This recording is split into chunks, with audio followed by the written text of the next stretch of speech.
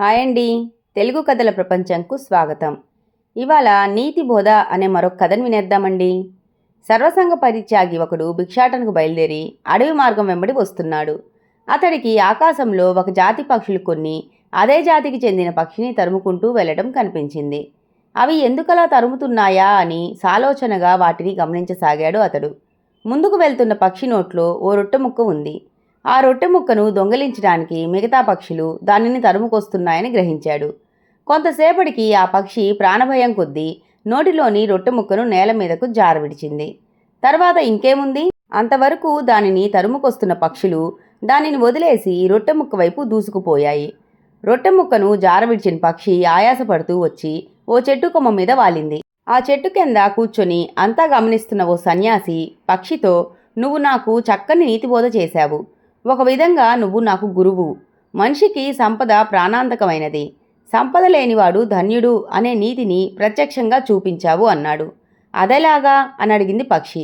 "నీ నోటిలో రొట్టె ముక్క ఉన్నంత వరకు శత్రువులు నిన్ను చంపి రొట్టె ముక్క లాక్కునేందుకు నీ వెంటపడ్డారు.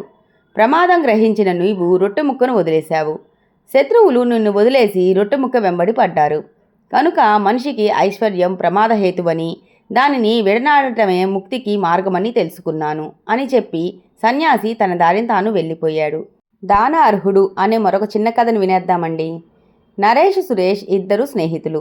ఆ రోజు ఆదివారం సెలవు దినం కనుక ఇద్దరూ మార్కెట్కు వెళ్ళి తగినన్ని కూరగాయలు కొని తేరుకొస్తున్నారు. దారిలో ఓ బిచ్చగాడు వారికి తారసపడి, "అయ్యా, 2 రోజులు బట్టి అన్నం లేదు. ఓ రూపాయి ధర్మం చెయ్యండయ్యా" దీనంగా అడిగాడు. నరేష్, "చిల్లర లేదు పోవయ్యా" అన్నాడు. సురేష్ మాత్రం ఓ రూపాయి తీసి బిచ్చగాడి చేతికిచ్చాడు.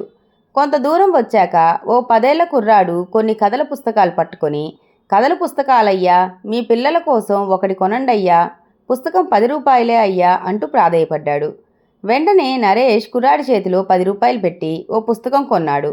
ఈ చర్య అర్థం కాని సురేష్, "ఒరే నరేష్, అన్నం లేదని దీనంగా అడుక్కుంటున్న వాణ్ణి కసిరి కొట్టావు. పైగా నీ వద్ద బోలెడు చిల్లర ఉంచుకొని అబద్ధం ఆడావు. ఇప్పుడు ఎందుకు పనికిరాని పుస్తకానికి 10 రూపాయలు పెట్టి కొన్నావు? ఇదేమన్నా బాగుందా" అని అడిగాడు. దానికి నరేష్ నవ్వి, "ఒరే సురేష్, ఆ బిచ్చగాడు చూడడానికి దున్నపోతులా ఉన్నాడు.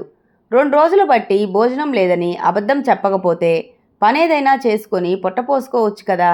పైగా వాడు కష్టపడడానికి బోలెడంత బలం కూడా ఉంది. కానీ వాడు కష్టపడటానికి ఇష్టపడక ఇలా యాచక వృత్తిని ఎంచుకున్నాడు.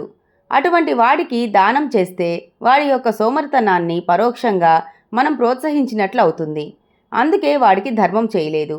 ఇకపోతే ఆ కుర్రవాడి వద్ద పుస్తకం ఎందుకు కొన్నానంటే, ముక్కుపచ్చలారని ఆ పసిప్రాయంలో కూడా ఒకరి మీద ఆధారపడకుండా తన ఉదరపోషణకు తానే సంపాదించుకుంటున్నాడు.